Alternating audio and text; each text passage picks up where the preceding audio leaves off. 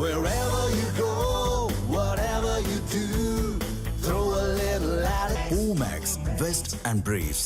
ஊடகங்களை அச்சுறுத்தும் திமுகவினர் என்று தான் இன்றைக்கு பிக் நியூஸ் பகுதியில் பார்க்க போகிறோம். என்ன அப்படி அச்சுறுத்திருக்காங்க அப்படின்னா, சென்னையை பொறுத்த வரைக்கும் மழைநீர் வடிகால் பணிகள் மிக மிக மெதுவாக நடைபெற்று கொண்டிருக்கின்றன. கடந்த 2021 ஒவ்வொரு ஆண்டும் ஜூலை ஆகஸ்ட் மாதங்களில் நகர்ப்புற வளர்ச்சித்துறையுடைய அமைச்சர் KN நேரு என்ன சொல்லுவார்னா, செப்டம்பர் மாதத்தோட இந்த பணிகள்லாம் முடிஞ்சிடும். இப்போ 90% பணி முடிஞ்சிட்டு 95% பணி முடிஞ்சிட்டு வடகிழக்கு பருவமழை தொடங்குவதற்கு முன்பாக மழைநீர் வடிகால் பணிகள் எல்லாம் முடிந்துவிடும், முற்றிலுமாக முடிச்சு விடுவோம் அப்படின்னு சொல்கிறத நம்ம தொடர்ந்து ஒவ்வொரு ஆண்டும் பார்த்துக்கிட்டே இருக்கோம். ஊடகங்களை நீங்கள் போய் அதை சரிபார்த்துக்கலாம். ஆனால் ஒவ்வொரு ஆண்டும் அப்படி சொன்னாலும் கூட மழைநீர் வடிகால் பணிகளை பொறுத்த வரைக்கும் பல இடங்களில் முறையாக நடக்கலை, அந்த நீர் ஓட்டத்துக்கு நீர் வழித்தடத்துக்கு தகுந்த மாதிரி நடக்கலை. அப்படிங்கிறதுனால ஒவ்வொரு ஆண்டும் சென்னை மக்கள் வெள்ளத்தில் தத்தளித்துட்டு இருக்கிற காட்சியை பார்க்குறோம். அந்த வகையில் மழைநீர் வடிகால் பணிகள் சரியாக நடக்குதா நடக்கலையா, எங்கெங்கெல்லாம் மெத்தனமாக இருக்குது அப்படின்ட்டு தமிழ் ஜனம் கள ஆய்வு மேற்கொண்டு ஒவ்வொரு நாளும் ஒவ்வொரு பகுதியில் இருக்கிற மழைநீர் வடிகால் பணிகள் ஏன் இங்கே செய்யலை, இங்கே இருக்கிற நிலைமை என்ன அப்படின்னு தொடர்ந்து நம்ம கள ஆய்வின் மூலமாக மக்களுக்கு கொடுத்து கொண்டிருக்கிறோம். அப்படி தான் இன்றைக்கு சென்னையில் ஒரு பகுதியில் மழைநீர் வடிகால் பணிகள் எப்படி நடக்குது அப்படின்னு ஏன் நாம் இந்த செய்தியை கள ஆய்வு மேற்கொள்கிறோம் அப்படின்னா, நேயர்களுக்கு தெரியும், கடந்த இந்த மாதத்தினுடைய தொடக்கத்தில் சென்னை சூளைமேடில் மழைநீர் வடிகால் பணியை சரியாக முடிக்காததுனால அதில் விழுந்து ஒரு பெண்மணி இறந்தாங்க. கண்ணகி நகரில் தூய்மை பணியாளர் தண்ணி தேங்கி கிடந்த தண்ணியில் அருந்து கிடந்த மின்சார வயர் அருந்து கிடந்து அதில் மின்சாரம் தாக்கி இறந்தாங்க. நிறைய இடங்களில் மழைநீர் வடிகால் பணிகள் நடைபெறதுனால நீங்கள் போக்குவரத்து எவ்வளோ இடையூறாக இருக்குது. ஒவ்வொரு நாளும் ஒரு நாள் மழைக்கு கூட சென்னை தாங்காமல் தத்தளித்து கொண்டிருக்கிற காட்சியும் பார்க்குறோம். அப்போ ஒவ்வொரு வருஷமும் நிதி ஒதுக்குறாங்க, பணிகள் முடிஞ்சிடும் அப்படிங்கிறாங்க. ஆனால் நடைமுறை என்பது பருவமழை வந்தால்தான் தெரிகிறது அவர்கள் நிதி ஒதுக்கியதும் செய்த வேலை. அப்படிங்கிறப்ப ஏன் இந்த பகுதிகளெல்லாம் வேலை நடக்கலை, சென்னை மக்களுக்கான பாதிப்புக்கு காரணம் என்ன, நிர்வாக சீர்கேட்டால் முடங்கி கிடக்கிறதா சென்னை மாநகராட்சி என்பதை மக்களுக்கு எடுத்து சொல்கிறோம், அரசுக்கும் அறிவுறுத்துகிறோம். அதுதான் நோக்கம். அப்படி இன்றைக்கு சென்னையில் அசோக் நகர் பகுதிக்கு சென்ற பொழுது நம்முடைய செய்தியாளர் பாவேந்தரும் ஒளிப்பதிவாளர் மோகனும் மிரட்டலுக்கு ஆளாகி இருக்கிறார்கள், அச்சுறுத்தலுக்கு ஆளாகி இருக்கிறார்கள். என்ன நடந்தது என்பதை பாவேந்தர்கிட்டே கேட்கலாம். பாவேந்தர், நீங்கள் அங்கே சென்ற பகுதியில் கவுன்சிலருடைய மகன் உங்களை மிரட்டி இருக்கிறார், என்ன அங்கே நடந்தது, ஏன் அவர்கள் அப்படி கோவப்பட்டு பேசுகிறாங்க? வணக்கம் சார். சார், இன்றைக்கு காலையில் பார்த்தீங்கன்னா சரியாக ஒரு 8 மணி அளவில் இன்றைக்கி நமக்கு ஷிஃப்ட்டு கொடுத்தாங்க. அந்த அடிப்படையில் அலுவலகத்திலேருந்து நம்ம புறப்பட்டு மக்களுடைய புகார்கள் எப்படி இருக்குன்றதை பற்றி தான் நம்ம செய்தியாளர் விசாரிச்சுட்டு அடுத்து செய்தி சேகரிக்க சொல்லுவோம். அதே போல் இந்த ஆண்டு இன்றைக்கும் அதே போல் ஒரு இயல்பான பணி தான் தொடங்கணும். அந்த வகையில் அசோக் நகரில் இருக்கக்கூடிய 10வது அவென்யூவில் மழைநீர் வடிகால் பணி என்பது ஆமை வேகத்தில் ரொம்ப தாமதமாக நடைபெற்று வருவதாகவும், குறிப்பாக 10 நாட்களுக்கு மேலே குழி தோண்டப்பட்டு சாலை போக்குவரத்து நெரிசல் ஏற்பட்டு இருக்கிற சூழலில் இது சரி செய்கிறதுக்காண்டி நீங்கள் வந்து செய்தி எடுக்கணும்னு பொதுமக்கள் கேட்டுக்கிட்டாங்க. அதன் தொடர்ச்சியாக நாமளும் அந்த இடத்துக்கு போயிருந்தோம். அந்த இடத்துக்கு போகும்போது அந்த இடம் எப்படி இருந்துச்சுன்னா, முழுக்க சாலைகள் தோண்டப்பட்டு கம்பிகள் திறந்த வெளியில் திறந்தெடுக்கக்கூடிய காட்சிகள் பார்க்க முடிஞ்சது. அது மட்டும் இல்லாமல் அந்த பகுதிகளில் இருக்கக்கூடிய மக்கள் அந்த கரையை கடந்து செல்வதற்கான சூழலே சரியான சூழல் இல்லை. குறிப்பாக அந்த வணிக வளாகம் அதிகமாக இருக்கக்கூடிய ஒரு பிளேஸாக இருந்துச்சு. அப்படி இருக்கக்கூடிய சூழலை நம்ம பார்த்துக்கிட்டு இருக்கும்போது இது அந்த மக்கள்கிட்ட நம்ம விசாரிக்கிறோம், இது எவ்வளோ நாளாக இந்த பிரச்சனை இருந்துக்கிட்டு இருக்குது, இதுக்கு என்ன சொல்லியிருக்காங்க, இந்த வார்டு உறுப்பினர் என்ன சொல்லியிருக்காங்க, அதிகாரிங்க என்ன சொல்லியிருக்காங்கன்னா கேட்டபோது அவங்க எதுவுமே சொல்லலை. இங்கே யாராவது ஒருத்தவங்க உயிரிழந்தால் மட்டும்தான் வந்து உடனடி சரி செய்வாங்க. கடந்த 10 நாட்களுக்கு மேலே இது இப்படியே தான் இருக்குது, மழை பெஞ்சது தண்ணி தேங்கினுச்சு, இது யாருமே சரி செய்யலை அப்படின்ற ஒரு குற்றச்சாட்டு வச்சாங்க. இது ஒரு நல்ல செய்தியாக இருக்க கலாய்வில் தொடரலான்னு சொல்லிட்டு தான் நம்ம தொடர ஆரம்பித்தோம். ஏன்னா பருவமழை காலங்களில் சென்னையின் பல்வேறு பகுதிகளில் மழைநீர் தேங்கி இருப்பதனால மக்கள் பெரும் சிரமத்திற்கு உள்ளாகிறாங்க. இது ஜனநாயகத்தின் முறைப்படி ஜனநாயகத்தின் 4ஆம் தூணாக இருக்கக்கூடிய நம்ம தமிழ் ஜனம் செய்தி என்ன பண்ணுதுன்னா, தொடர்ந்து கலாய்வில் ஈடுபட்டுக்கிட்டே இருக்கோம். இது மக்களோட குரலாக ஒவ்வொரு இடத்துலையும் சொல்லிக்கிட்டு இருக்கோம். இதனால் பல பிரச்சனைகள் சரி செய்யப்பட்டிருக்கு. அதன் தொடர்ச்சியாக அசோக் நகரில் இருக்கக்கூடிய அந்த 10வது அவென்யூ பிரச்சனையும் கலாய்வு எடுக்கலான்னு முற்பட்ட போது ஒரு நபர்கிட்ட நம்ம பேட்டி எடுத்துட்டு அடுத்து நம்ம லைவ் செய்ய செய்யலான்னு சொல்லிட்டு அந்த இடத்துல நம்ம பேசிக்கிட்டு இருக்கோம். சென்னை மாநகராட்சி தொடர்ந்து பணிகள் செய்தாலும் கூட சில இடங்களில் ஆமை வேகத்தில் நடைபெற்று கொண்டு இருக்குது. அதை சரி செய்யணும். ஏற்கனவே இந்த மழைநீர் வடிகால் பிரச்சனையினால ஏராளமான உயிரிழப்புகள் ஏற்பட்டிருக்கு. அதனை முற்றிலுமாக தவிர்க்கணும். அதற்கு விரைந்து பணிகள் செய்ய வேண்டும் என்பது மக்களுடைய கோரிக்கை என்கின்ற வகையில் நாம் தொடர்ந்து அது ப்ரீரேக் எடுத்து லைவ் செய்வதற்கான ஏற்பாடுகள் செஞ்சுட்டு இருந்தோம். இதனை பார்த்து கொண்டிருந்த அந்த பகுதியைச் சேர்ந்த கவுன்சிலருடைய மகன் செந்தில் என்பவர் என்ன பண்ணார், ஒரு நபர்கிட்ட நம்ம பேட்டி எடுத்துக்கிட்டு இருக்கும்போதே அவர் வந்து அநாகரிகமான முறையில் ஒரு கொச்சையான வார்த்தைகளை பயன்படுத்தி திட்ட ஆரம்பித்தார். இவர் வேறு யாரோ திட்டிகிட்டு இருக்காருன்னு சொல்லிட்டு நம்ம முழுமையாக அந்த செய்தியை எடுத்து முடிச்சுட்டு வெளியே வரும்போது கேமராவை முதல்ல தடுத்து உடைப்பதற்கு போன்ற செயலில் ஈடுபட்டார். கேமராமேனை தாக்க முற்பட்ட போது தான் நாம் அவரை ஏன் இப்படி பண்ணுறீங்க, யார் நீங்கள் அப்படின்னு கேட்கும்போது, நான் யாராக வேணாலும் இருப்பேன், நீ யார், நீங்கள் எதுக்கு இங்கே வந்து தப்பான செய்தி எடுக்கிறீன்னு கேட்டாங்க. நாங்கள் தப்பான செய்தி எடுக்கலை, கடந்த 10 நாட்களாக இது பிரச்சனை இருக்குது, மக்கள் புகார் வச்சுருக்காங்க, அதனால தான் நாங்கள் எடுக்க வந்திருக்கோம், நீங்கள் பணியை சரியாக செஞ்சுருந்தா ஏன் மக்கள் நம்மள்ட்ட புகார் தெரிவிக்க போகிறாங்கன்ற மாதிரியான பேசிக்கிட்டு இருக்கும்போதே அவர் அநாகரிகமான முறையில் பேசின விஷுவல் நம்மள்ட்ட இருக்குது. அவர் குறிப்பாக பார்த்தீங்கன்னா தொடர்ந்து நம்மளோட தமிழ் ஜனம் செய்தி சேனலையும் விமர்சித்தது மட்டும் இல்லாமல் அங்கு சென்றிருந்த செய்தியாளர் என்னையும் மோகன் ஒளிப்பதிவாளரையும் தாக்க முற்பட்ட விஷுவல் என்பது நம்மள்ட்ட இருக்குது. அநாகரிகமான முறை, அதை காதிலே கேட்க முடியாத சொற்களால் நம்மளை வசப்பாடியது என்பது கொஞ்சம் கூட பொறுத்து கொள்ள முடியாத சூழல் இருந்தது. இருப்பினும் மக்களுக்கான செய்தி எடுக்க சென்றிருக்கோம். அந்த இடத்துல நம்ம பொறுமையை கடைபிடிக்க வேண்டும். நம்மளுடைய வேலை என்னவோ அதை சரியாக செய்ய வேண்டும். 4ஆம் தூணாக இருக்கிறோம், அதன் வேலையை சரி செய்ய வேண்டும். பணி தோய்வடை இருந்திருக்கக்கூடிய வேலைகளை விரைவுபடுத்த வேண்டும் என்பது நம்மளோட கடமையாக இருக்குது. அதனால் அங்கிருந்து அப்புறம் பிரச்சனை கைமீறி போகக்கூடிய சூழலில் தான் அங்கே இருக்கக்கூடிய பொதுமக்கள் என்ன பண்ணாங்க, பிரச்சனை ரொம்ப சீரியஸ் ஆகுது, இது வேணாம் விட்டுருங்க, நீங்கள் 2 பேருமே கலைஞ்சு போங்கன்ற மாதிரி நம்மள்ட்ட அறிவுறுத்தினாங்க. நாங்களும் பொதுமக்களோட வேண்டுகோளுக்கு ஏற்ப நமக்கும் பிரச்சனை தேவைன்றது இல்லை அப்படின்ற பேரில் வெளியே வந்தோம்.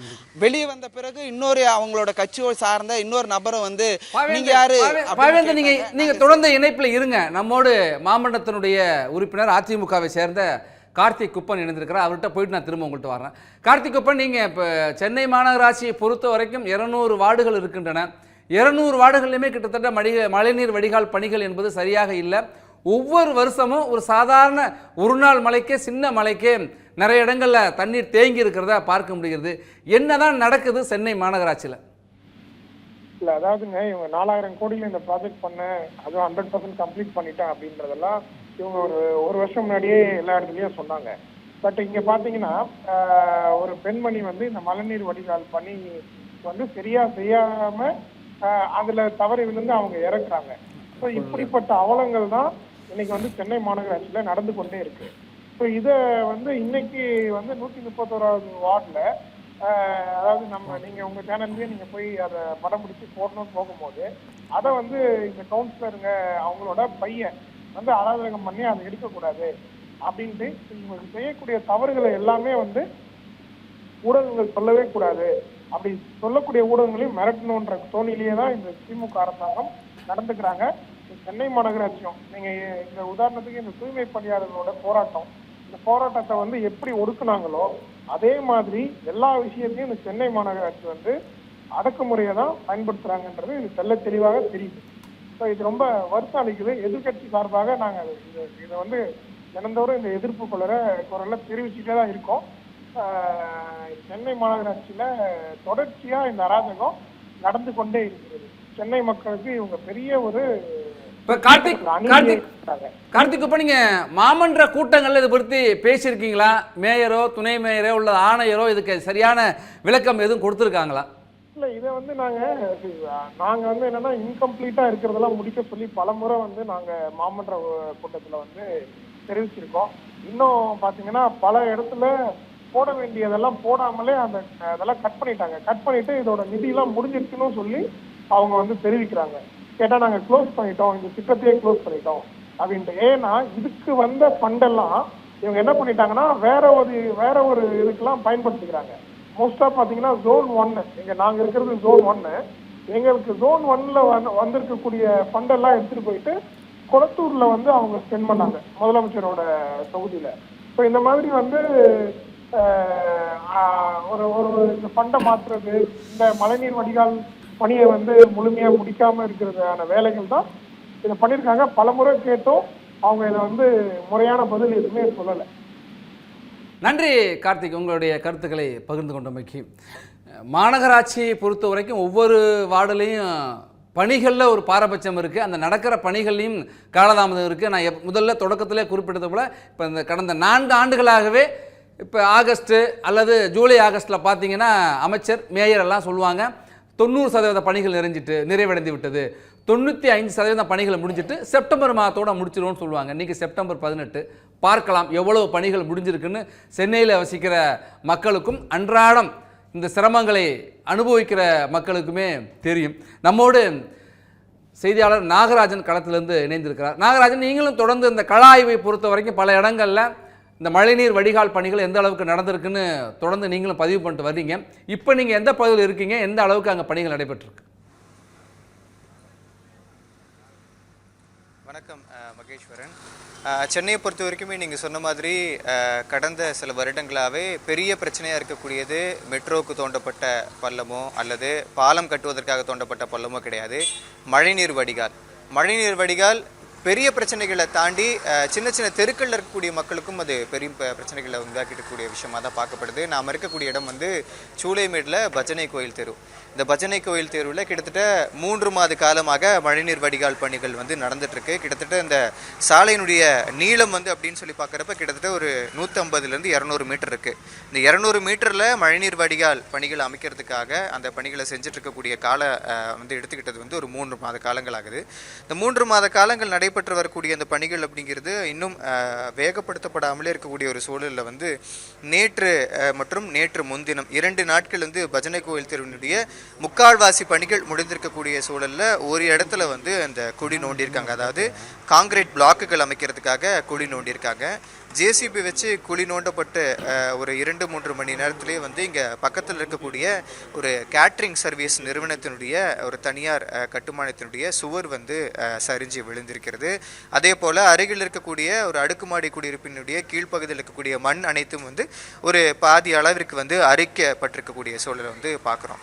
குறிப்பாக இதெல்லாம் பழங்கால கட்டுமான பணிகள் மேற்கொள்ளப்பட்ட இடம்னு சொல்ல முடியும். அதாவது ஒரு 30 வருஷத்துக்கு முன்னாடி கட்டப்பட்ட பில்டிங்ஸ் அப்படின்றனால இங்கே ரீடைன் காங்கிரீட் வால், அதாவது ஆர்சி வால் அமைக்கப்பட்டு பேஸ்மெண்ட் வந்து வலுப்படுத்தப்பட்டு அதன் மேலே வந்து வீடுகள் கட்டப்படாத ஒரு இடமா தான் இருக்கும். சென்னையில் பல இடங்கள் வந்து அப்படி தான் இருக்குது.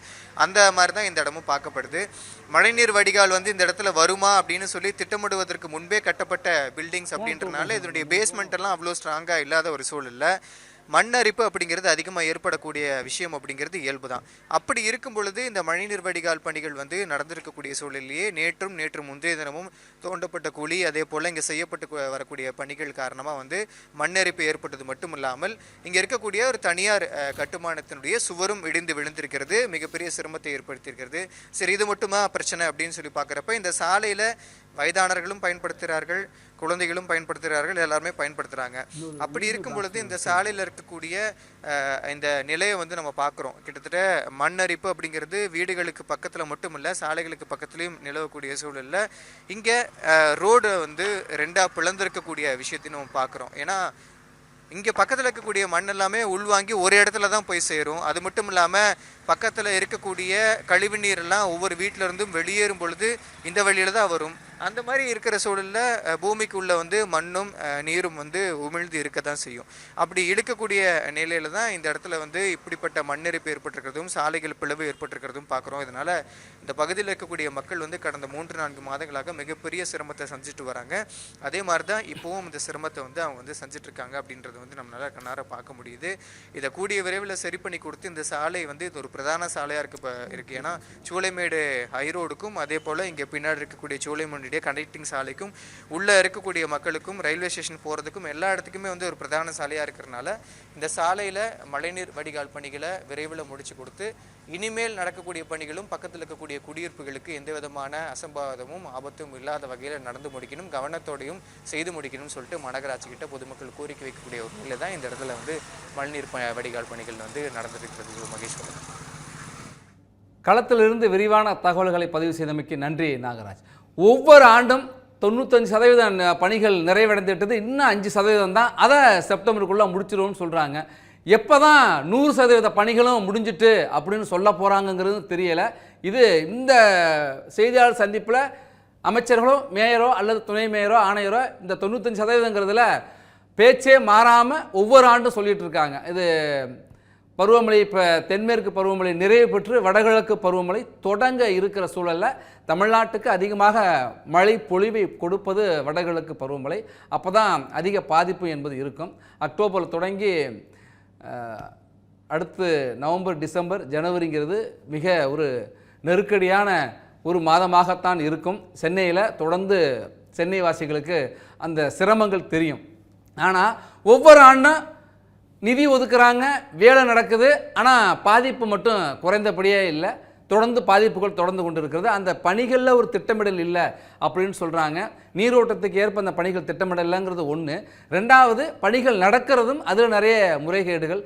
கட்டின இடத்துலையே அதையும் உடச்சிக்கிட்டு வெள்ள நீர்கள் குடியிருப்புகளை சூழ்ந்து போகிறதையும் மக்கள் தொடர்ந்து அவதிக்குள்ளாவதையும் பார்க்க முடிகிறது. அப்போ இந்த நிதி எங்கே போகுது, யாருக்கு போகுது, அந்த முறைகேடு செய்வது யார், முறைகேடு இல்லாமல் முழுமையாக அந்த பணிகள் நடக்கப் போவது எப்போ, சென்னை தத்தளிக்காமல் இந்த ஆண்டாவது இருக்குமா அப்படிங்கிற அச்சம் கலந்த கேள்வி தொடர்ந்து கொண்டு இருக்கிற சூழலில் சென்னை மட்டுமல்ல, தமிழ்நாட்டில் இருக்கிற பெரும்பான்மையான மாநகராட்சிகளில் நடக்கிற முறைகேடுகளை தமிழ் ஜனம் தொடர்ந்து அம்பலப்படுத்தி கொண்டே இருக்கிறது. மதுரையில் சொத்து வரியில் நடைபெற்ற முறைகேடாக இருக்கட்டும், நெல்லையில், சேலத்தில் ப்ளீச்சிங் பவுடர் வாங்குறதுல செய்த ஊழல்களாக இருக்கட்டும், இப்படி தூய்மை பணியில், துப்புரவு பணியில் செய்திருக்கிற ஊழல், அப்புறம் உள்கட்டமைப்பில் செய்திருக்கிற முறைகேடுகள்லாம் நம்ம தொடர்ந்து சுட்டி காட்டிகிட்டே இருக்கோம்.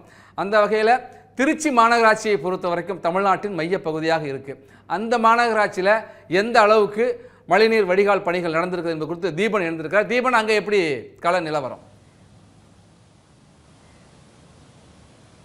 வணக்கம் மகேஸ்வரன். திருச்சி மாநகராட்சியை பொறுத்த வரைக்கும் பல்வேறு திட்டப்பணிகள் மாநகராட்சி சார்பாக நடைபெற்று வருகிறது. குறிப்பாக பாதாள சாக்கடை அமைக்கும் பணி, மழைநீர் குடிகால் அமைக்கும் பணி என பல்வேறு திட்டங்கள் தொடர்ந்து அனைத்து பகுதிகளும் நடைபெற்று வருகிறது. ஆனால் அந்த பணிகள் முறையாக திட்டமிடலாமல் ஏனோ இந்த பணிகளை செய்து முடிக்க வேண்டும், அதற்காக இந்த பணிகளை செய்கிறோம் என்ற ஒரு மெத்தன போக்கில் அதிகாரிகள் செயல்பட்டு வருவதாக தொடர்ந்து திருச்சி மாநகராட்சி இருக்கக்கூடிய பல்வேறு பகுதிகளுடைய மக்கள் தொடர்ந்து குற்றம் சாட்டி வருகிறார்கள்.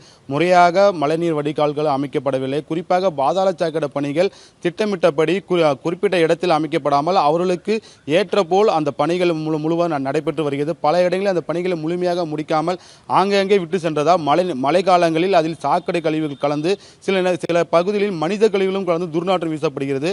பல்வேறு தொற்று நோய்க்கு பொதுமக்கள் ஆளாகிறார்கள். குறிப்பாக கடந்த 2 நாட்களுக்கு முன்பு கூட திருச்சி சத்திரம் பேருந்து நிலையம் இருக்கக்கூடிய பூசாரி தெருவில் சாலையில் தோண்டப்பட்ட பள்ளத்தால் அந்த பள்ளத்தை 20 நாட்களாக மூடப்படாமல் கிடப்பில போட்டப்பட அந்த வழியே சென்ற ஒரு பெண்மணி தவறி விழுந்து காயத்துடன் உயிர் தப்பினார். இது போன்ற சம்பவம் திருச்சியில் பல்வேறு இடங்களில் நடைபெற்று வருகிறது. குறிப்பாக திருச்சி மக்களுக்கு ஒரு இன்றியமையாத ஒரு வழித்தடமாக 50 ஆண்டுகளுக்கு மேல் இருந்த இந்த மேரேஜ் மேம்பாலம், அது ரயில்வே மேம்பாலம் கட்டுமான பணிகள் கடந்த 8 மாதத்துக்கு முன்பு ஆரம்பிக்கப்பட்டது. ஆனால் இதுவரை ஒரு 50% பணிகளை கூட மாநகராட்சி தரப்பில் முடிக்கப்படவில்லை. காரணம் என்ன காரணம் என்று கேட்டால் அவர்கள் பாதி மாநகராட்சி பாதி ரயில்வே துறையிட இருக்கின்றன. மாநகராட்சி சார்பாக செய்யக்கூடிய அனைத்து பணிகளும் முழுமையாக முடிந்துவிட்டதாக திருச்சி மாநகராட்சி மேயர் அன்பழகன் தெரிவித்திருந்தார். ஆனால் இந்த பகுதியில் பார்க்கும்போது இந்த மேரேஜ் மேம்பால கட்டுமான பணிகள் முழுமையாக ஒப்பிட்டு பார்த்தால் 30% பணி கூட முழுமையாக முடியாத சூழ்நிலை தான் இருக்கிறது. மாநகராட்சி பகுதியில் நடைபெறும் அனைத்து திட்டங்களும் எந்தவித திட்டமிடலாமல் பொதுமக்களுக்கு இடையூறு விதிக்கும் வகையில் தான் இந்த திட்டப்பணிகள் தொடர்ந்து நடைபெற்று வருகிறது. இந்த மேரேஜ் மேம்பாலம் மூடப்பட்டதால் பொதுமக்கள் திருச்சி மாநிலத்திலிருந்து சத்திரம் பேருந்தில் செல்ல வேண்டிய 3 கிலோமீட்டர் அளவிற்கு சுற்றி செல்ல வேண்டிய ஒரு சூழ்நிலை. பல நேரங்களில் அறிவாலயம் பகுதியில் விபத்துகள் ஏற்படுகிறது. தினந்தோறும் காலை மற்றும் மாலை நேரங்களில் கடுமையான போக்குவரத்து நெரிசலில் பொதுமக்கள் சிக்கி தொடர்ந்து தவித்து வருகிறார்கள். இது குறித்து உடனடியாக நடவடிக்கை எடுக்க வேண்டும், பாலத்தின் பணிகளை முடிக்க வேண்டும் என பொதுமக்கள் தரப்பில் கோரிக்கைகளும் புகார்களும் பல கட்ட போராட்டங்களும் ஏன் அதிமுக, கம்யூனிஸ்ட் போன்ற பல கட்சிகள் இந்த மேரேஜ் மேம்பாலம் பணிகள் ஆமையில் நடைபெற்று வருகிறது, உடனடியாக முடிக்க வேண்டும் என அவள் தரப்பையும் போராட்டத்தையும் நடத்தினார்கள். ஆனால் இதுவரை மாநகராட்சி அதற்கான எந்த விதமான ஒரு நடவடிக்கையும் எடுக்கப்படவில்லை. அதே போன்றுதான் காவேரி ஆற்றின் நடுவே புதிய பாலம் கட்டுமான பணிகள் அடிக்கல் நாட்டப்பட்டு 6 மாதங்களுக்கு பிறகு பணிகள் தொடங்கப்பட்டது. விறுவிறுப்பாக 1 மாதங்கள் நடைபெற்றாலும் உடனடியாக காவேரி ஆற்றில் தண்ணீர் அதிகமாக வந்தால் ஏற்கனவே அவர்கள் செய்த பணிகள் அனைத்தும் அந்த தண்ணீர் அடித்து வீணாக சென்று விட்டது.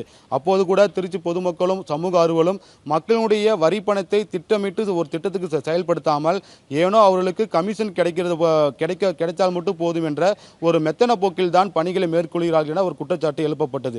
அதே போன்று கடந்த மாதம் கூட திருச்சி மாநகராட்சி மாமன்ற கூட்டத்தில் திமுகவுடைய கவுன்சிலர் முத்துச்செல்வம் மற்றும் ராமதாஸ் ஆகிய இருவருமே மேயர் தன்னிச்சையாக செயல்படுகிறார். மக்களுக்கு தேவையான அடிப்படை வசதியான குடிநீர் வசதியும் குடிநீர் இணைப்பு குழாய் கூட அவர் முறைப்படி கொடுக்கவில்லை. பல்வேறு வார்டுகளில் முறையான சாலை வசதிகள் இல்லை. பட்டா வழங்கப்படும் என கூறியும் அம்மாநகர சபை எந்தவித நடவடிக்கையும் எடுக்கப்படவில்லை. பல்வேறு டெண்டர் விடுவதில் திருச்சி மாநகராட்சி மேயர் கமிஷன் வாங்குகிறார் என ஒரு குற்றச்சாட்டை முன்வைத்து மாநகராட்சி அலுவலகத்திலே தர்ணா போராட்டத்தில் ஈடுபட்டார்கள். இதுபோன்றுதான் திருச்சி மாநகராட்சியை பொறுத்தவரை எந்த விதமான ஒரு திட்டப்பணி எடுத்துக்கொண்டாலும் அது இதுவரை முழுமை பெறவில்லை. முழுமை பெற்றிருந்தாலும் அது கடமைக்கு அந்த பணிகள் செய்யப்பட்டதாக இருக்கின்றன.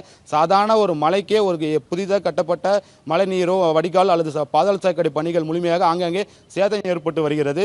திருச்சி மாநகராட்சி முழுவதும் பல்வேறு சாலைகள் குண்டு குழியுமாக இருக்கின்றன. பல்வேறு விபத்துகள் நடப்பதாக பொதுமக்கள் மாவட்ட ஆட்சியரிடம் அலுவலகம் முன்பு போராட்டம் நடத்தினார்கள். அதை இரவோடு இரவாக பல்வேறு பகுதியில் சாலைகள் போடப்பட்டது. அந்த சாலைகள் தரமற்ற சாலைகளாக இருக்கின்றன. குறைந்தபட்சம் ஒரு மாதம் கூட அந்த சாலைகள் முழுமையாக மக்கள் பயன்படுத்தவில்லை என பொதுவாக ஒரு குற்றச்சாட்டு இருக்கின்றன. இந்த அளவில் தான் திருச்சி மாநகராட்சி பணத்தை எப்படி கமிஷன் அடிப்பது என்பது அதிகாரிகள் யோசிக்கிறவர்கள் தவிர மக்களுக்கு தேவையான திட்டங்களை தரமான பணிகள்.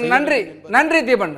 திருச்சி மட்டுமல்ல, தமிழ்நாட்டில் இருக்கிற அனைத்து மாநகராட்சிகளிலுமே திமுக மேயர்களுக்கு திமுகவினுடைய கவுன்சிலர்களே கடுமையான எதிர்ப்பை தெரிவிப்பதும் அவர்கள் மீது நம்பிக்கையில்லா தீர்மானத்தை கொண்டு வருவதும் மேயர்களை மாற்றுவதும் நம்ம தொடர்ந்து நடத்துகின்றதையும் பார்க்க முடிகிறோம். அந்த அளவுக்கு மாநகராட்சி உள்ளாட்சி கட்டமைப்பு செயலிழந்து கிடக்கிறது, சிதைந்து கிடக்கிறதுனே சொல்லலாம். மிக மோசமாக இருக்கிறது. நிறைய இடங்களில் குற்றச்சாட்டாக புகாராக திமுகவை சேர்ந்தவர்களே சொல்லிட்டு இருக்கிறதையும் பார்க்க முடிகிறது. நம்மோடு சென்னை மாவட்டத்தினுடைய உறுப்பினர் பாஜகவை சேர்ந்த உமானந்த் இணைந்திருக்கிறார். வணக்கம் மேடம்.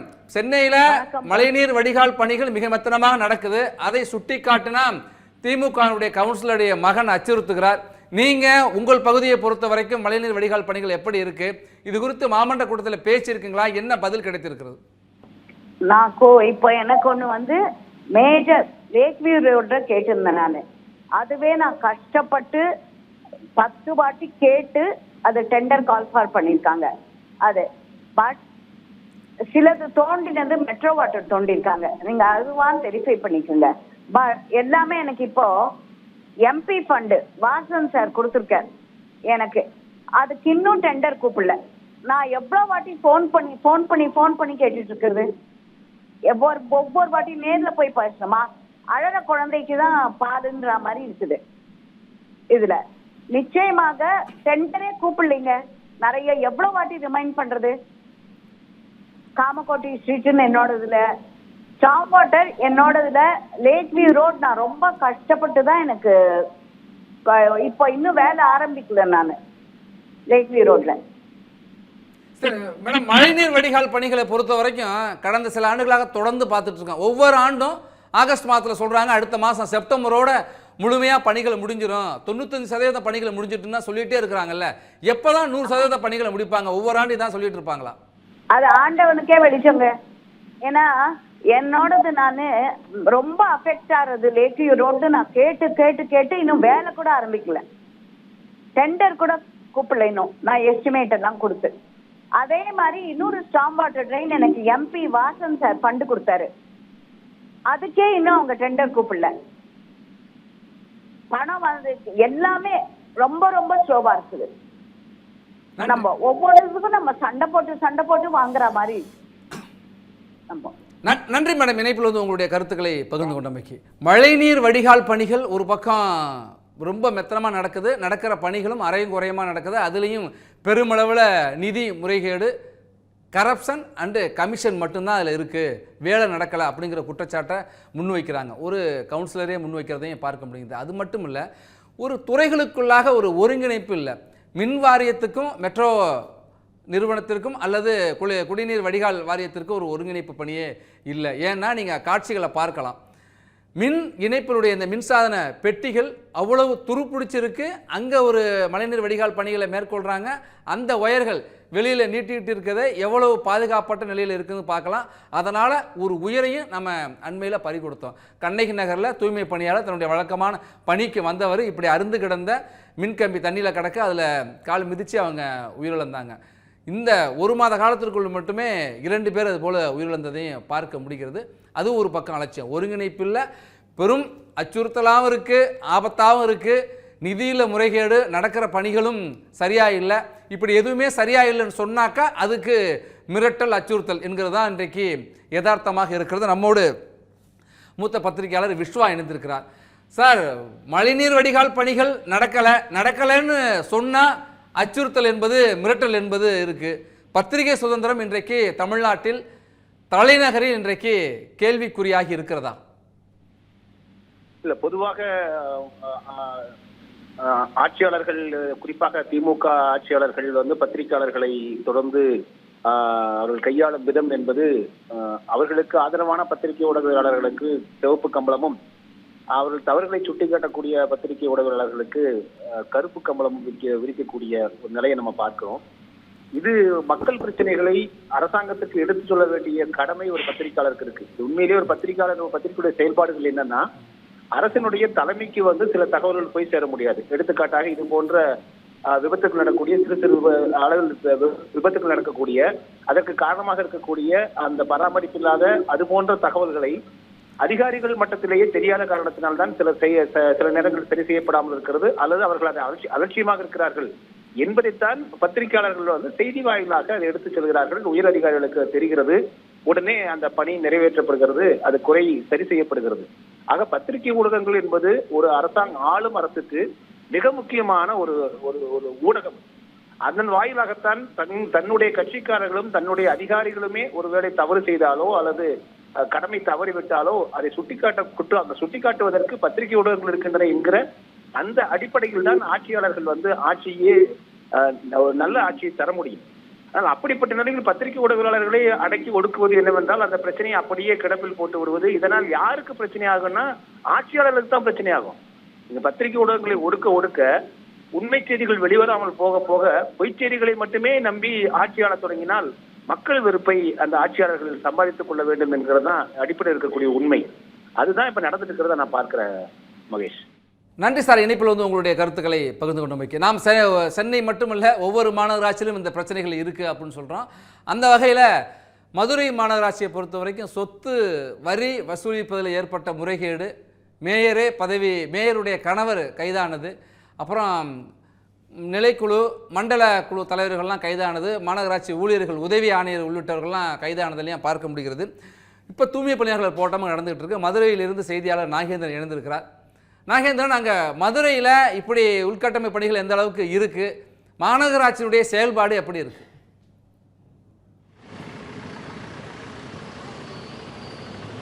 வணக்கம் மகேஸ்வரன். மதுரை மாநகராட்சிக்கு உட்பட்ட பகுதிகளில் இந்த வளர்ச்சி பணிகள் என்று சொல்லக்கூடிய சாலை விரிவாக்க பணிகள் மற்றும் மழைநீர் அந்த வடிகால் அமைக்கும் பணிகள், அதே போன்று இந்த மேம்பால பணிகள் என்பது கடந்த பல மாதங்களாகவே மதுரை மாநகரில் பல்வேறு பகுதிகளில் ஆமை வேகத்தில் நடந்து வருகிறது என்று தான் சொல்ல வேண்டும்.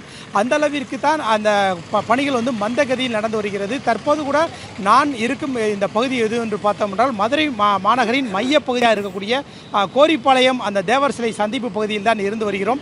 இந்த பகுதியில் கூட அந்த மேம்பால பணிகள் கடந்த பல மாதங்களாக அந்த ஆமை வேகத்தில் நடைபெற்று வருகிறது. குறிப்பாக பார்க்கிறோம் இந்த பகுதியில் அருகே மதுரை அரசு ராஜாஜி மருத்துவமனை இருக்கிறது. இந்த பகுதி நாள் ஒன்றுக்கு ஆயிரக்கணக்கான வாகனங்கள் கடந்து செல்லக்கூடிய நிலையில் பெரிய பெரிய ராட்சச அந்த இயந்திரங்கள் மற்றும் வாகனங்களை கொண்டும் பெரிய பெரிய அந்த இரும்பு தூண்களை வைத்தும் அந்த பணிகள் நடைபெற்று வருகிறது. உரிய அந்த தடுப்பு நடவடிக்கைகள், முன்னெச்சரிக்கை நடவடிக்கைகள் ஏதும் இல்லாமலே நடைபெற்று வருகிறது. குறிப்பாக அந்த மேம்பாலம் பணியில் நடைபெறும் அந்த மேலே நமது ஒளிப்பதிவில் காட்டிக் கொண்டிருக்கிறார்.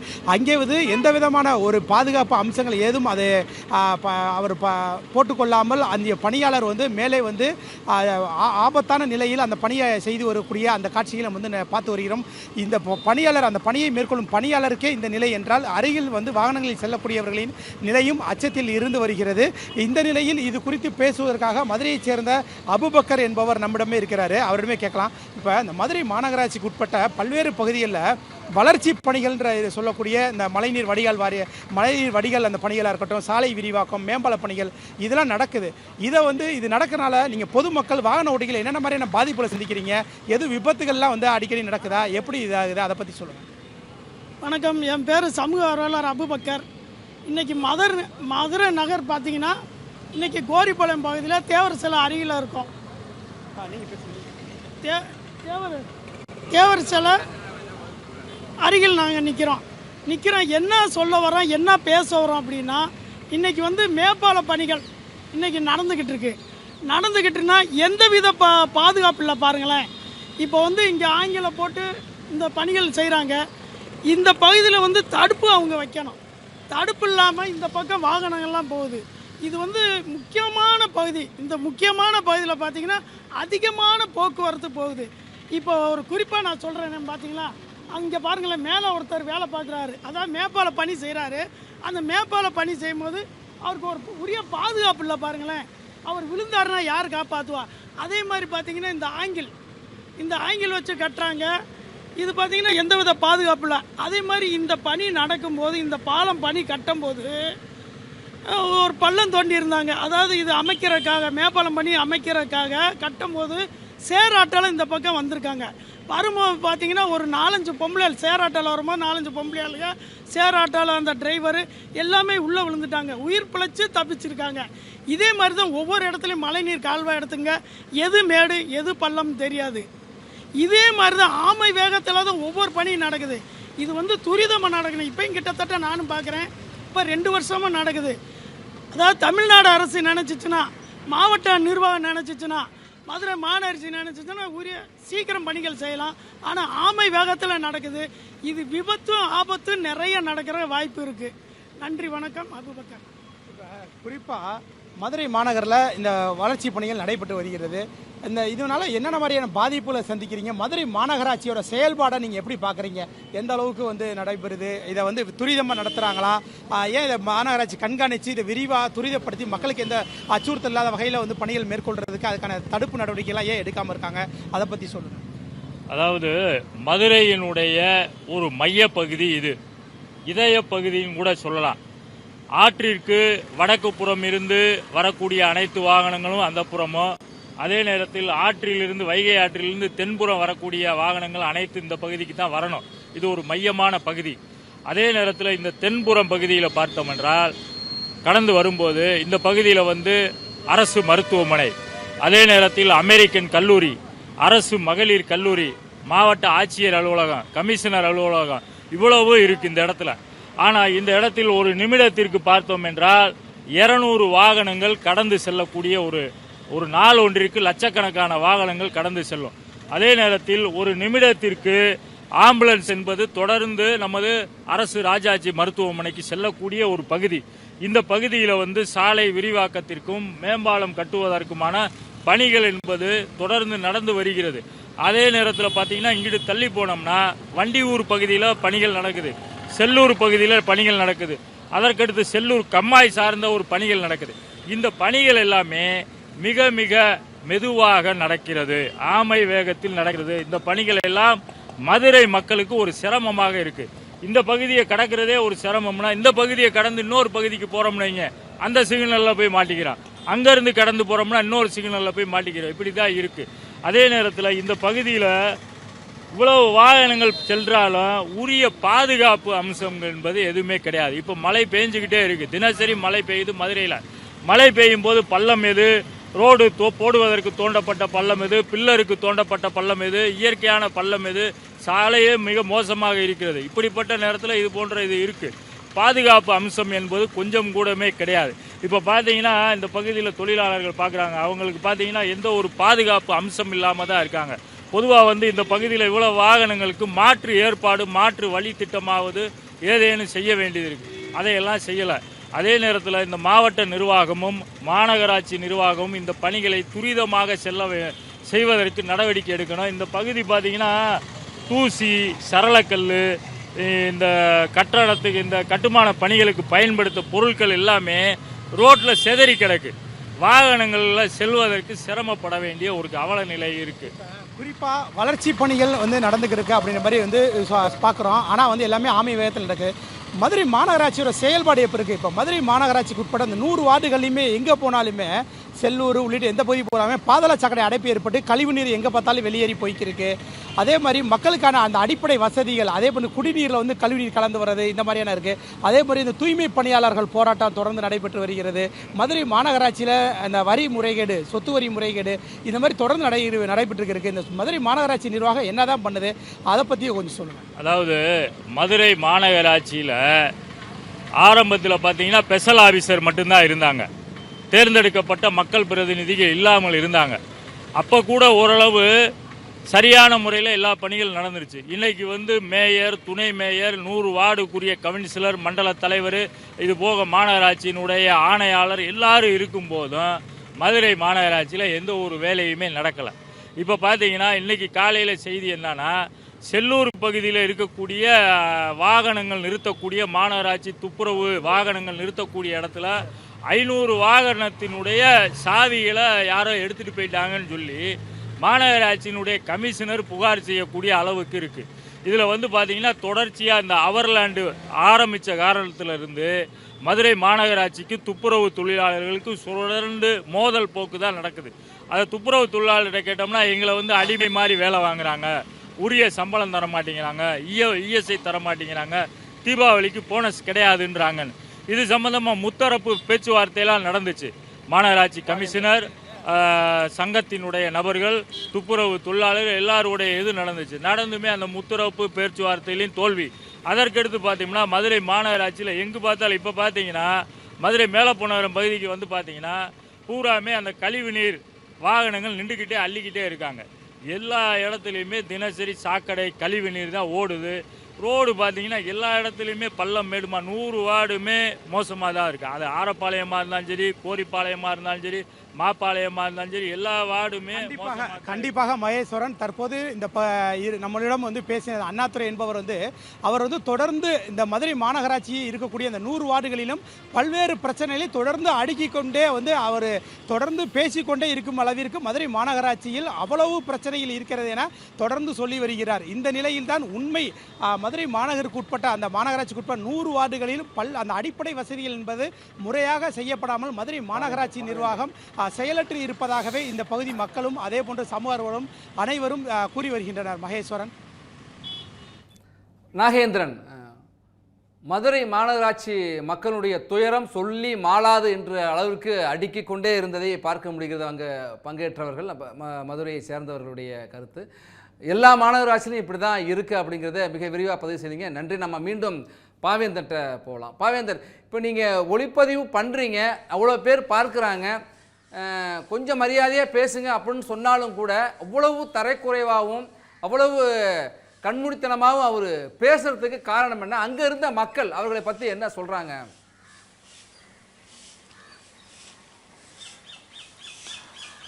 இவர் யார் என்று பெயரை இவரிடமே கேட்டபோது இவர் சொல்ல மறுத்துட்டார். அதனால் சாலையில் இருக்கக்கூடிய இன்னொரு கடையில் போயிட்டு யார் இவர் இப்படி பேசிட்டு போகிறார் அப்படின்னு கேட்கும்போது இவர் திமுகவுடைய வட்ட செயலாளர், இவங்க அம்மா தான் இந்த பகுதியில் இருக்கக்கூடிய கவுன்சிலர் அப்படின்னு சொல்கிறாங்க. ஒரு பிரதிநிதித்துவத்தில் இருக்காங்க, ஒரு கட்சியினோட பிரதிநிதித்துவத்தில் இருக்காங்க, ஒரு சமூகத்தில் மக்களால் தேர்ந்தெடுக்கப்பட்ட பிரதிநிதித்துவத்தினுடைய ஒரு மகனாக இருக்காங்க. ஒரு ஜனநாயகத்தினுடைய 4வது தூணை எப்படி மதிக்கின்ற ஒரு விஷயம் தெரியல. அது மட்டும் இல்லாமல் இவங்களுக்கு சிக்கி இருக்கக்கூடிய அந்த வார்டு மக்களை நம்ம நினைக்கும் போது கொஞ்சம் கவலைக்கிடமாகவே இருக்குது. ஏன்னா ஒரு சமூகத்தினுடைய விளிம்பு நிலை மக்களுடைய பிரச்சனை இவங்கள்ட்ட எப்படி கொண்டு சேர்ப்பாங்க அப்படின்ற ஒரு சிந்திக்கும் போதே ஒரு செய்தியாளராக, ஒரு சமூக பொறுப்பு இருக்கக்கூடிய ஒரு செய்தியாளராக இருக்கும்போது அந்த இடத்துல சிலர்கிட்ட கேட்கும்போது இவர் இப்படி தான் அடாவடித்தனமாக நடந்து கொள்வார்கள் அப்படின்ற ஒரு தகவலையும் நமக்கு தெரிவிக்கிறாங்க. ஏன் அப்படி நடந்துக்கிறாங்கன்னா அந்த இடத்துல உண்மைக்கு புறம்பான தகவல் நம்ம சொன்னதாக அவர் குறிப்பிட்டிருந்தார். உண்மையாலுமே அந்த பகுதிகளில் கிட்டத்தட்ட ஒரு 10 நாட்களாக குழி தோண்டப்பட்டு கம்பிகள் நீட்டப்பட்டு இருப்பது அப்பகுதியில் இருக்கக்கூடிய மக்கள் கொடுத்த தகவல். நாம் இது மட்டும் இல்லாமல் அந்த பகுதிகளை தொடர்ந்து ஆட்டோ ஓட்டுநர்கள் மற்றும் வாகன ஓட்டிகள் அனைவரிடமே கேட்டு தான் அந்த இடத்துல செய்தி சேகரிக்க சென்றோம். அது மட்டும் இல்லாமல் தொடர்ந்து அவர்கள் அந்த ஆமை போக்கில் செய்யக்கூடிய அந்த வேலைகளை வந்து மூடி மறைப்பதற்காகவும் தலைமைக்கு இந்த தகவல் தெரிந்துவிட்டால் நம்மளை எங்கே தண்டித்து விடுவார்கள் என்கின்ற ஒரு பயத்தின் தோணியிலே நம்மள்கிட்ட இந்த மாதிரியான தகாத முறையில் நடந்தது என்பது வன்மையாக கண்டிச்சிருக்காங்க. குறிப்பாக இதை கண்டிக்கக்கூடிய ஆட்கள் பார்த்தா முதல்ல நம்ம தமிழ் ஜனம் வந்து ஒரு செய்தியாளருக்கு உறுதுணையாக இருந்து அவர்களோட பிரச்சனையை வெளிக்கொண்டு வந்தது தமிழ் ஜனம் செய்திக்கு நன்றி. அதே போல் சென்னையோட செய்தியாளர்கள் மன்றம், சென்னை பிரஸ் கிளப்பு நம்மளுக்கு ஆதரவாக சில அறிக்கை தெரிவிச்சிருக்காங்க. அது மட்டும் இல்லாமல் சில கட்சியின் தலைவர்கள் நமக்கு ஆதரவாக அங்கே நடந்த விஷயங்களை விசாரித்த பின்பு அறிக்கை தெரிவிச்சிருக்காங்க. குறிப்பாக சில பத்திரிகை சங்கங்களும் பத்திரிகையாளர்கள் இப்படி தெரிவிக்க கூடாது என்கின்ற கருத்தை முன்வைத்து. நன்றி பாவேந்தர். அவர் மாமன்ற உறுப்பினர், கவுன்சிலுடைய மகன் கட்சிக்கு அச்சப்பட்டு அவர் இப்படி பேசினான்னு சொல்றீங்க. ஆனால் அவருடைய பேச்சில் அப்படி இல்லை. நீங்கள் யார்கிட்ட வேணுமானு சொல்லுங்க, என்ன எதுவும் பண்ண முடியாது, நீங்கள் என்ன வேணுமானு பேசுங்க அப்படின்லாம் அவர் சொல்றாரு. தகாத வார்த்தைகள், ஒரு பொது வெளியில் எப்படி பேசணுங்கிற ஒரு அடிப்படை நாகரிகமும் இல்லை. ஒளிப்பதிவாளர் எடுத்துக்கிட்டு இருக்காருன்னு தெரிஞ்சுமே அவரை அநாகரிகமாக பேசுறது, அவரை மிரட்டுறது. நீங்கள் எங்கே வேணுமானு போய் சொல்லுங்க, என்ன யாரும் எதுவும் பண்ண முடியாதுங்கிறத அவர் சொல்லியிருக்காரு. அப்போ யாருக்கும் அவர்கள் அச்சப்படலை. இந்த பகுதியில் நாங்கள் செய்கிறத தான் செய்வோம், நீங்கள் என்ன வேணுமானு பண்ணுங்கள், நீங்கள் செய்தியாக கூட எடுத்து போடுங்க, அதனால எனக்கு எந்த பிரச்சனையும் இல்லை, என்ன யாரும் எதுவும் பண்ண முடியாது அப்படிங்கிறது தான் அவருடைய பேச்சில் ரொம்ப தெளிவாக இருக்குது. அப்படின்னா அவர்கள் கட்சி தலைமைக்கும் கட்டுப்படலை, அரசு நிர்வாகத்திற்கும் கட்டுப்படலை, மாமன்றம் மாநகராட்சின்னு ஒரு அமைப்பு இருக்குது, அதுக்கும் செய்கிற பணிகளுக்கும் சரியா இல்லை. அப்படிங்கிறப்ப இவர்களை தேர்வு செய்த மக்களுக்கும் அவர்கள் உண்மையாக இல்லை அப்படிங்கிறது தான் அவர்களுடைய இந்த அடாவடித்தனமான செயல்பாடு காட்டுகிறது. பத்திரிகையாளர்களுடைய தங்கள் கடமையை செய்வதற்கான தடுத்திருக்காங்க. இப்படி அரசு ஊழியர்கள் ஒருவரை பணி செய்ய விடாமல் தடுத்ததற்காக ஒரு வழக்கு பதிவு செய்கிறாங்க, ஒரு பிரிவு இருக்குல்ல. அதுபோல் இன்றைக்கு பத்திரிகையாளர்கள் அரசுக்கும் மக்களுக்கும் இணைப்பு பாலமாக இருக்கிறவர்கள் தான் ஊடகத்தினர். இந்த ஊடகத்தினர் இங்கே இருக்கிற குறைகளை அரசின் கவனத்திற்கு கொண்டு செல்வதற்காக எடுத்த ஒரு முயற்சி நம்ம தொடர்ந்து எடுத்துக்கொண்டு தான் இருக்கிறோம். எவ்வளவு அச்சுறுத்தல்கள் இருந்தாலும், அடாவடித்தனங்கள் இருந்தாலும் தமிழ் ஜனம் பின்வாங்காது.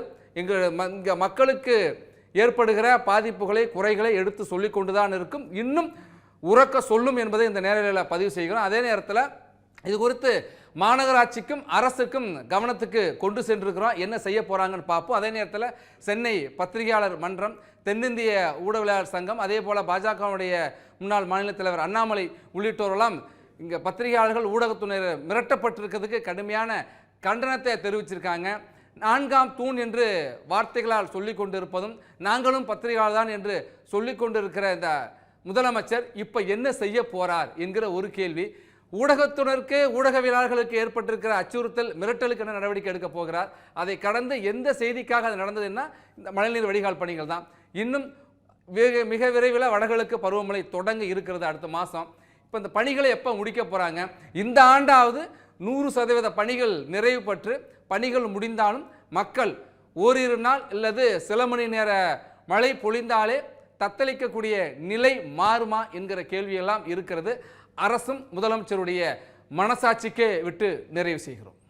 Wherever you go, whatever you do, throw a little at it. Omax, Vest and Briefs. Run to rise Seva Bharathi Tamil Nadu நடத்தும் மாபெரும் விழிப்புணர்வு மாரத்தான். சமூகத்திற்கு மாற்றத்தை தரவாரீர். நாள் செப்டம்பர் 21, 2025. இடம் படூர் தையூர் பைபாஸ் சாலை, OMR, சென்னை.